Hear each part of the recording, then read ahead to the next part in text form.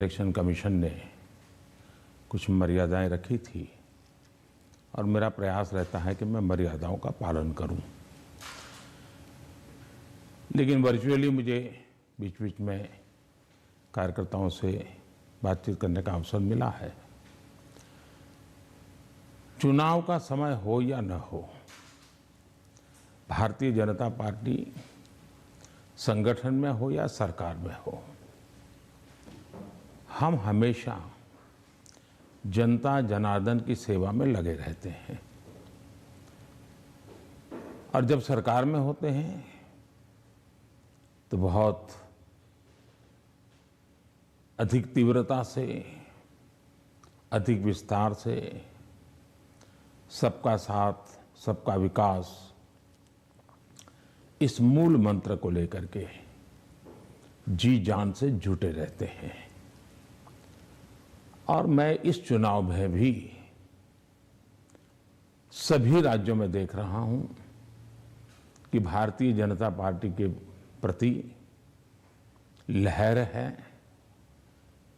भारी बहुमत से भारतीय जनता पार्टी जीतेगी और भारतीय जनता पार्टी को सेवा करने का मौका इन सभी 5 राज्यों की जनता देगी। और ये भी सही है कि जिन राज्यों में हमें सेवा करने का मौका मिला है, उन्होंने हमें परखा है, हमारे काम को देखा है और उसका परिणाम होगा। पहले के जमाने में पॉलिटिकल फील्ड में एनालिसिस करते समय एक शब्द पॉपुलर हो चुका है, एंटी इनकम्बेंसी। मैं समझता हूं कि हमारे देश में वक्त बदला, लेकिन कभी कभी टर्मिनोलॉजी नहीं बदली। और ये कारण ये है कि पहले जो सरकारें चलती थी वो फाइलों पे हस्ताक्षर करना, मनमर्जी के लोगों की फाइल को प्रायोरिटी देना, योजनाएं चुनाव को केंद्र में रख के घोषित करना और कभी कभी जाकर के फीते काट के चले आना, शिलान्यास करके चले आना। डिलीवरी की तरफ कभी योगदान उनका ध्यान नहीं रहता था।